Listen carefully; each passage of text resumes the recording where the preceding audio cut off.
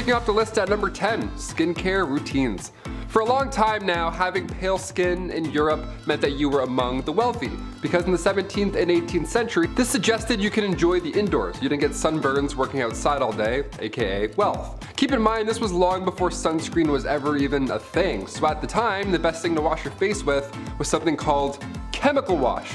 That was a mighty wash. This thing packed a punch, that's for sure. This wash would ideally get rid of sunburns, pimples, ringworms, smallpox, scurf, or morphew. I don't even know what scurf is, but it sounds awful. I don't want it. And your skin afterwards would be pale and literally glowing. Thing is, all these foundations were made with old-timey, horrible, poisonous recipes. One of these facial creams, I swear, I'm not making it up, was literally this. Steep the lead in a pot of vinegar and rest it in a bed of horse manure for at least 3 weeks. What? I'm trying to get rid of bags under my eyes. How am I supposed to steep lead? What am I, Walter White? I don't know how to steep lead. I can barely steep tea, let alone lead. Moving on, I'm upset. Number 9, natural or painted. Today, the internet is full of makeup tutorials in every corner. Doesn't matter what style you're looking for, help is now available. You can learn how to draw on eyebrows while listening to a true crime story. You know what I'm saying? It's perfect. The makeup game is crazy, but back in the 1800s, you only had 2 looks to choose from, really. You had the painted look or the natural look. Natural was light on the makeup, more of a paste look than anything, almost like you're a Victorian painting, you know? One of those. But to achieve the lighter look, Europeans would use actual paint, like paint. Just lead-based paint. And the most important part of applying this is that you can't smile. You can't even move at all. Any emotion will cause the paint to literally crack. Again, that's why all these paintings are so serious. Madame X, the portrait of Virginie Amélie Avegno-Gautreau, originally painted back in 1884. At first, Sargent made the woman's strap slipping off her shoulder. That was a little, scandalous, little oopsies. That was deemed too scandalous for the upper class society around him back in the 1800s, so John had to literally repaint these straps back on. Yeah, backlash was so strong, John had to move after he sold the painting. The guy left Paris because of spaghetti straps. What a nightmare. But this is what I'm talking about. You start drawing veins on pale skin, people would lose their mind. Love that pale veininess. Number 8, beauty patches. 1800s beauty patches came in many different shapes and sizes. Take this portrait from 1755, for example. Joshua Reynolds painted Charles IX, Lord Cathcart, rocking a pretty large beauty patch. The guy literally looks like the rapper Nelly. That's massive, it looks like a band-aid on his cheek. Whereas other fabrics used in the 18th century were much smaller. They were tiny circles, hearts, stars. If you found this, you'd think somebody was gearing up to go to an Arctic Monkeys concert. They were often used to cover up smallpox scars. They were made out of silk velvet and they were applied with glue. Now the patches were dark black to make the pale pop, but the location of where these went also had purpose. A beauty patch in the corner of your eye meant that you had a lot of passion. On the forehead, that was meant to be majestic, and a dimple patch, oh, well, you're a cheeky one. That's the scandalous one you are. The position of these patches could also determine your political allegiance. Historian Joseph Addison took notes on these positions when observing 2 parties from the 1800s. One party had patches on the right side of their face and the other had the opposite. That's like switching jerseys back in the 1800s. You're like, this team sucks. Number 7, mouse skin eyebrows. Okay, Stuart Little, if you're watching this, skip to number 6. You don't want to see any of this, alright? Trust me, it's not good. Back in the 1800s, as I mentioned earlier, the cosmetic game was harsh, to say the least. The eyebrows too, they had a rough go. Eyebrows were completely plucked off back then in order to make the forehead bigger. Yeah, you need that 1800s 5 head. That's the trick, apparently. Imagine if I shaved my eyebrows off and then painted my face like pale white. Honestly, I'd do it for the clicks. I'd do it for you guys. This 5 head look didn't last forever, thankfully, but for a hot minute it almost got worse. In the late 17th century and early 18th century, these leading ladies would shave off their eyebrows and then they would glue on mouse skin to replace them. Like a band-aid, only horrible and stinky. Since their face was freshly painted and the glue game was weak, they would have one shot only to stick these puppies on. You just gotta eyeball it and hope that it works and that it looks in the right spot. I don't know. You put them on too low, you're gonna look upset all day long. Eyebrows are angry sisters, not angry twins, okay? Remember that. Number 6, lip paint. Red lips always lie, especially when you don't know that ammonia is mixed in with it. How jolly. Back in the Victorian era, the pale look, red lips, beauty marks, you were trying to look like a literal queen. That was the whole point. So women in the 1800s would either make their own compound themselves, which didn't work obviously, or if they had some money, they would buy some. The main ingredient in these days were not ideal. Crushed up insects, which already could cause allergic reactions when applied to your lips, but the ammonia mixed in really put the nail in the coffin at that point. Ammonia and crushed bugs? What am I, Oogie Boogie? What am I making here? What am I applying? Number 5, corsets. I can't even imagine how hard it was to wear one of these. Like, I have no chest. I'm just a diving board, and already this is a nightmare. I can't even imagine. The Victorian corset, okay. Tiny waist, curves, look, the whole thing. Obviously, this was horrible for your body. Just looking at this, you're like, ugh. Your ribs would literally slowly deform, as well as your spine misaligning. But instead of talking about how horrible this obvious one was, let's talk about that corset duel from 1836. Yeah, have you heard about this? That's a real thing. Hungarian Princess Pauline von Metternich was married to Prince Clemens. She had to marry her uncle when she was 20 back in the 1850s, so surprise, surprise, she was a little unhappy. Weird, right? So since the marriage began, her husband, he was involved in numerous affairs. He liked going after actresses or singers, whatever. He barely paid any attention to her. That is until, you know, she started to have fun in life. Then he's like, ugh, what are you doing? Yeah, once she got over this gross prince, she had a great time. She drank, she smoked, she defied convention, but most notably, her duel in the summer of 1892. She challenged another royal, a countess, to a duel in nothing but a corset. How badass is that? To this day, it's not yet determined who won per se, but a princess dueling in the dark after some drinks? Yeah, that should be a musical. Forget Frozen. I want to watch this on DVD. Let's go. Number 4, deadly nightshade. Macbeth's soldiers used deadly nightshade to poison their enemies. And during the Victorian age, women would apply nightshade to their eyes, just so they look nice. Awesome, so this is horrible. Let's talk about it. The pupils would become larger after this, okay? That was the whole point of putting poison in your eyeballs. The thing that makes deadly nightshade so commonly known is the sweetness of the berries. Have you ever been outside and you see a berry and like 30% of you really wants to eat that berry? Well, curiosity kills. Deadly nightshade can be found in Europe, Asia, and Africa. It grows purple flowers in groups of 3, along with those inviting purple berries. Just 2 to 4 berries can kill a human being, so don't. When in doubt, just don't eat them. And the flower as well. Don't ingest this, you'll get poisoned. And also, don't put any near your eyeballs, in this century or the next. Number 3, bustles. So while corsets are one nightmare, bustles are just an entirely new thing. Tiny waist wasn't enough, eh? Had to get big old dump trucks as well. These Victorian folks went hard in the paint. Figuratively and literally, I guess. Bustles were also known as the Grecian bend. Big old booty bend, that's it. It came to town in the 1870s and it took the idea of wearing a cage as a skirt to just having the back part extend out. Ah yes, an update, an upgrade, I guess. Then the fabric was draped behind the butt. Hope you don't like sitting down ever, because that's obviously not an option. Corsets would move your organs around slowly, and bustles would slowly damage your back. So let's leave this one in the 1800s. I think that's probably for the best. Number 2, red lead redemption. Look, I'm pretty new to skincare routines, but I'm trying, okay? I'm trying to get rid of these bags under my eyes. I'm trying to sleep and drink water, all that jazz. Back in the 18th century, those bags under your eyes were a lot harder to get rid of. Lead mixed with vinegar, this would make you look more pale. If I used this, I would literally be a ghost. I would just be invisible. You would just hear a voice in a green screen right now. In the 18th century, that pale look was ideal, but this lead vinegar mix also smoothed out your face. So what could go wrong, right? Queen Elizabeth I used cosmetics containing lead, mercury, and arsenic. Those powerful 3 things you don't want anywhere near your face. Yeah, arsenic too, the same deadly poison that took out George III and Napoleon Bonaparte. Just the worst ingredients in the 1800s cosmetics game, really. The Agency for Toxic Substances and Disease Registry has arsenic on its priority list of hazardous substances. Toxic metal exposure is still an issue we're facing today in this century, so I hope this is eye-opening. Sans poison eye drops, I hope it's eye-opening. And finally, coming in at number 1, deodorant.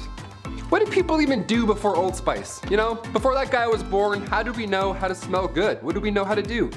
Deodorant was first introduced to the public back in the late 1800s, and it was called Mum. It was a cream that used zinc oxide, and it was stored in metal, cold containers. That's just nothing like Speed Stick at all. It's not discreet in any way, shape, or form. It wasn't long until the first antiperspirant came along right after it. It was called Everdry, and it was always damp, ironically, and it would always burn your underarms. It literally would eat through your clothes. I think at that point, I'd rather smell bad. Like, let me have rashes, let my face look horrible, let the bags show. I'd rather do all that than any of this. This is horrible. At number 10, painting veins. Back in the 17th century in Europe, many people believed that extreme paleness was just the hottest thing. If you looked whiter than a ghost, then you were like the Megan Fox of the town. Many women were obsessed with finding new ways of making themselves look pastier than a white wall, and some of their methods were actually surprisingly creative. The cosmetic skills of women back then were actually pretty impressive, I must say. Wealthy aristocratic women were the ones who took part in this pale trend the most. They wore dresses with plunging necklines to show off the girls, and they painted themselves white using a powder. Frankly, this powder made them look pretty artificial, like you could tell that they weren't actually naturally that white, so to solve this they came up with a new beauty trend: drawing veins. Women would draw veins on their mommy milkers using a blue color to mimic the look of translucent skin. It's crazy to think how far we've come from this, because back then people were trying to look as pale as possible, and now we have people tanning themselves so much that it causes controversy. At number 9, tiny teeth. During the Renaissance, fashion and beauty standards were changed drastically from what was popular in the years before. So much in society changed over this period of time, like what was seen as beautiful or desirable. Things like certain body types and other physical attributes had their own trends, but one of the weirdest physical beauty trends from back then had to do with teeth. Back then, the ideal woman had wide hips, a small waist, long legs, and small teeth. Yeah. Teeth had an ideal size. To people back then, the smaller the teeth, the more desirable you were. Why? I don't know. Because people are weird, I guess. Some people would even go as far as to file their teeth down to make them smaller so that people would see them as more attractive. Now, I can imagine that this would be a very painful process. Like, if you've ever chipped a tooth, then you know that uncomfortable, almost cold sensation of a broken tooth, so imagine that, but on all of your teeth. Yeah, you can count me out. Before we carry on talking about some of these strange things people did to be the belle of the ball, and yeah, there were some really weird things, why not take a moment to leave a like on this video if you're enjoying it so far, and while you're at it, consider subscribing to the channel to see more videos like this one. At number 8, nails for days.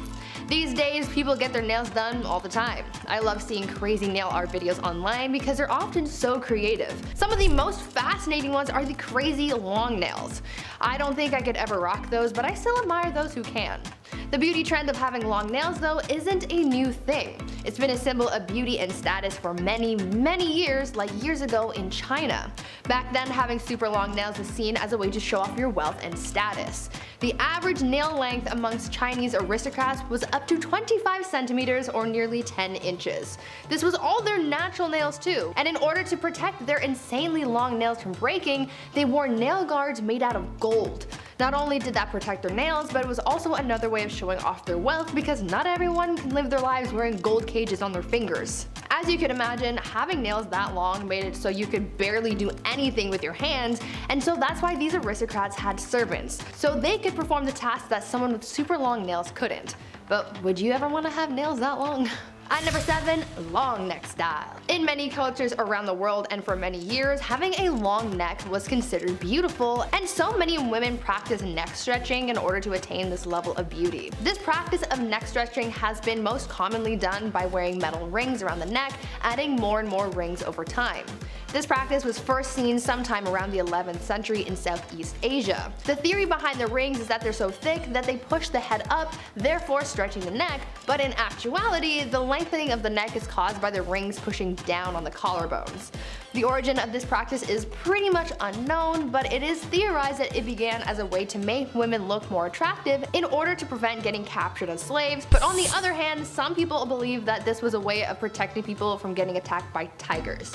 Two very different theories, but nonetheless valid. Though this practice began so long ago, it is still a traditional body modification in some parts of the world to this day. At number 6, tiny tootsies. For many years, having the tiniest feet was seen as a popular beauty trend in China. Foot binding was a big body modification practice in China that began in the 10th century AD. It is said that this whole trend started because a court dancer bound her feet, and the emperor at the time, Emperor Liu, really liked what he saw, and soon it was encouraged for other women to do the same. Soon this practice of foot binding became a huge trend, and it became associated with being able to find a husband. The practice of foot binding began when a girl was 5 or 6 years old. They would have their feet put in hot water, have their nails cut short, and have their skin rubbed with oil before having their 4 smallest toes broken, folded over, and tied down. Then their feet would be bent in the middle to break the arch, and the girl would have to walk around like that over time, crushing the heel and sole of the foot. After about 2 years, the foot would be considered ready, and depending on the size of the girl's foot by the end, this would judge how easily she'd be able to be matched with a good husband. This practice continued all the way until the 20th century, where it started to lose popularity. At number 5, long skulls. One of the most bizarre beauty trends from ancient times, at least, was the process of head shaping. This unusual beauty trend caused people in modern times to think that aliens were real when remains were discovered with oddly shaped skulls. Some people believe that we had proven the existence of extraterrestrials, but in reality it led to the discovery of an entire practice of human body modification for the purpose of beauty. The process of head shaping involves putting some kind of pressure on a baby's head so that it grows into a different shape. This was known to be done by using cloth or even boards to create the desired shape. This is one of the oldest beauty trends in history, as the earliest evidence of modified skulls come from Australia and date back between 14,000 and 9,000 years ago. The skulls that were found had flattened foreheads and very prominent brow ridges. This practice also occurred quite often in South America, where skulls with a variety of different shapes have also been found. I'm kind of glad that we don't do this anymore, because I could not imagine going through life with a cone head. I wonder how it would feel to have a head shaped like that. My neck hurts just thinking about it. At number 4, 5 head. Let's go back to the Renaissance for a bit to talk about yet another one of their super strange beauty trends. They really had a lot of weird desires when it came to appearances, and I'm certainly glad that this next one is no longer in style, and I really hope it never makes a comeback. Back in the Renaissance, it was believed that girls with high curved foreheads were the most beautiful, but obviously not everyone can be built like that. As people do, they came up with a way of achieving this look without having to be born with said attributes. In order to have that big forehead that people so desired, women were known to have shaved or plucked the hairs from their natural hairline to make their foreheads look bigger and therefore more desirable. They really said, receding hairline, but make it fashion, I suppose. At number 3, feet painting. Now you would think that all of the super bizarre beauty trends of the past were from way back in the day, but you would be mistaken. We saw some strange practices in the 20th century as well, especially during war times. Back in World War II, a shortage of silk and nylon in America created a bizarre beauty trend. Because these materials were needed to make things like parachutes and uniforms for troops, tights were quickly disappearing from stores.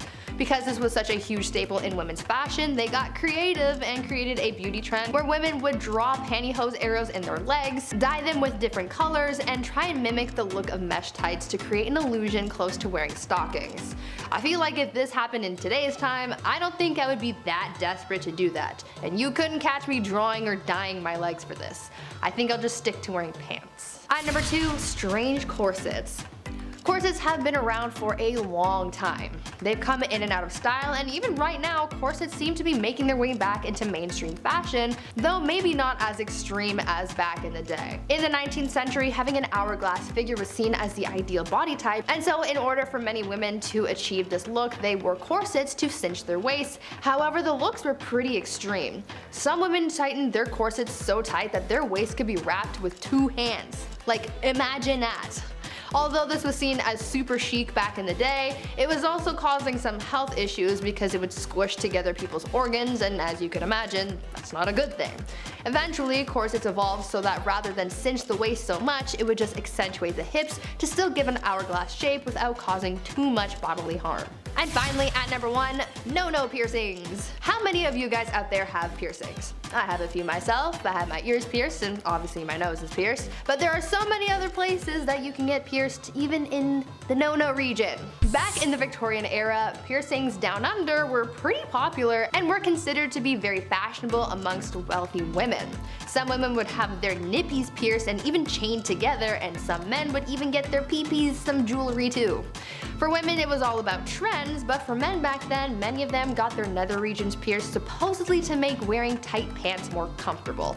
This piercing was called the Prince Albert, and it was given that name based on the legend that Prince Albert got his little prince pierced in order to hide the size of his junk underneath his clothes. Whether or not that's actually true is beyond me, but I would imagine that getting that piercing would be painful. Absolutely painful. Number 10. Golden hair. Hair is important. Imagine how different George Clooney would look if he was balding. Ooh. You gotta take care of your hair. There's nothing like treating your scalp to a nice scented and moisturizing shampoo. The Incas thought this too, and reached for the next best thing. Fermented pea. Oh yes, that's right. Basically, you take a pot, you put some wee in it, and let it sit for a week. Why not? Want to stay smelling fresh, of course. I'm not sure if this would make your hair silky smooth, as I'm not frankly in the market to try this. And this one, I can firmly say that if you try this one at home, stop it. Get some help. Don't do that. We belongs in the toilet, not on top of your head. Stop. Number 9. What a crock! As if urine in the hair wasn't enough, this beauty trend comes at you from the Romans and the Greeks. The Romans and the Greeks were the peak of ancient civilizations, built beautiful monuments, and were honestly just so smart, so smart. So smart that when they saw crocodile dung, they knew right away it had some beauty properties that they just couldn't pass up. They would bathe in crocodile dung.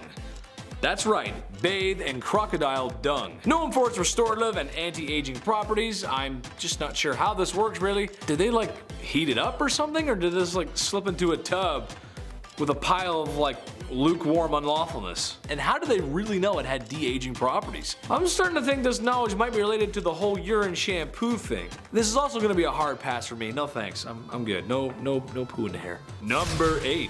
Beauty is pain. Ladies, we all know sometimes beauty is pain. It can be a lot, or even too much sometimes. But how far are you willing to go for a little extra beauty? In ye olde times, pale skin was considered to be beautiful, but not always the easiest to obtain. Makeup is expensive and was made of lead and other lovely materials. With all that makeup being caked on, that had to feel lovely on your face. So what's the next best thing?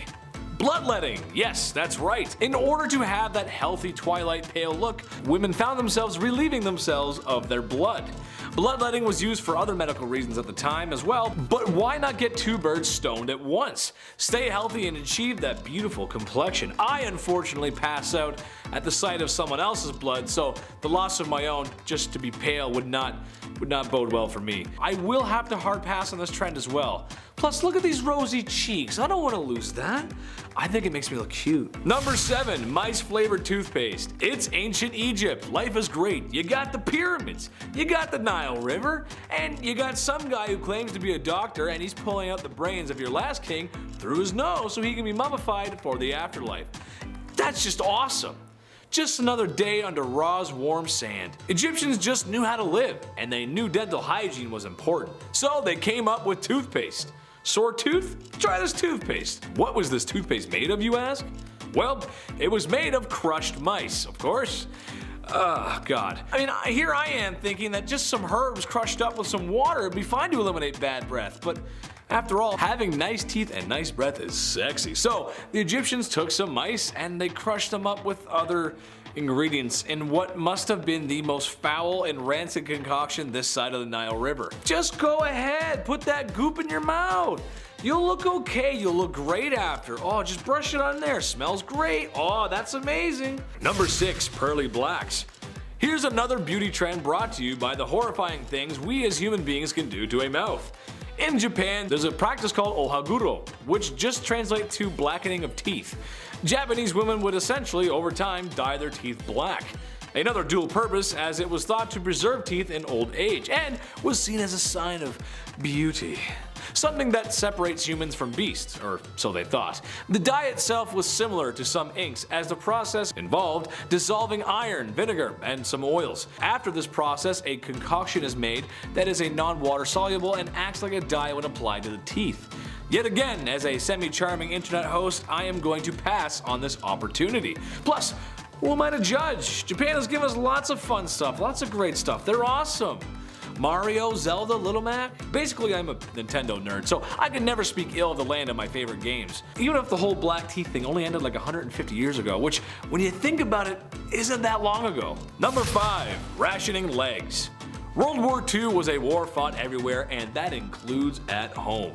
Go ahead and ask your grandparents what it was like. It was only a nickel for a bus ticket, and the movies had newsreels. Yes, it's 3 o'clock and I'm ready for dinner. See, that's what they say. Go ahead and ask them, they'll tell you. Well, okay, Grandma, but on a serious note, people had to ration food for the war effort. They also had to ration other goods that you might not expect, like ladies' nylon stockings. In Britain, nylon stockings were all the rage, but the materials for such were needed for the war effort. So the Gravy Browning Company came up with a bright idea: just paint your stockings on. Some women actually did this, and sometimes would even draw on the seam with an eyebrow pencil just to make it look like the real thing. Ooh. However, I just cannot see this being a great idea. I mean, it rains a lot in Britain. Would it not just wash off? What if I get sweaty running for my bus because I'm late for work? Yup, this is another one I'm just gonna have to pass up on. I'm sure the paint was 100% safe for body application as well. It probably wasn't. Number 4, bad hair days. Alright, this one is generalizing, but hear me out. When was the last time you thought about haircuts in the past? Yeah, see, you don't. That's because they belong in the past. I'm talking about popular hairstyles from the 1950s to 2000s, because honestly, there was a lot of them. And honestly, what were we thinking? We are a species that has left our own planet through science and technology. Yet, we come up with hairstyles like the beehive, the mullet, everything in the 1980s, and the most heinous, atrocious hairstyle ever, frosted tips. Sorry, Guy Fieri. The list goes on, but my point is people fully went out in public with these crazy hairstyles. I, myself, may or may not have sinned and maybe had frosted tips at one point in my life. I maybe had a button-up shirt with a blue Hot Rod Flames on it. But I'm not gonna tell you the complete truth. After being a part of this trend, I can firmly say I no longer want to participate in any more bad hair days or blue flamed shirts. Number 3, you do what with my wee? Back to the Romans again, and back to the pee. At least the Incas were keeping it outside the body. I guess. Romans wanted a clean mouth, and there wasn't any minty fresh mouthwash to reach for. So, what do you use? Wee. Lots of wee, specifically Portuguese wee. It was just the most sought after. Now, I'm not a doctor, but I feel like there was more wine drinking than water drinking in Rome. More than people would like to admit it. So, if that is the byproduct of all that wine drinking, and you're giving that a swish in your mouth, well, all I can say is I'm just gonna give that a big pass on playing spin the bottle. Number 2, my little weight loss friend. Okay, I get it. It makes perfect sense. The numbers add up here. But all I'm gonna say is the chief knows medicine, and he said this is a hard pass for me, and it ain't it. If you want to shed that extra winter weight and be beach body ready with minimal effort and still enjoy deep fried chocolate bars, then you have only one thing to do, and that is swallow tapeworms, where a tapeworm will grow inside your body and help eat those unwanted calories. Trouble is, you can get very sick, and if the tapeworm attaches itself to something that is, well, vital for your living, you're going to have a bad time. You'll get sick. Just don't do this one, please. Don't swallow tapeworms, please. Don't do it.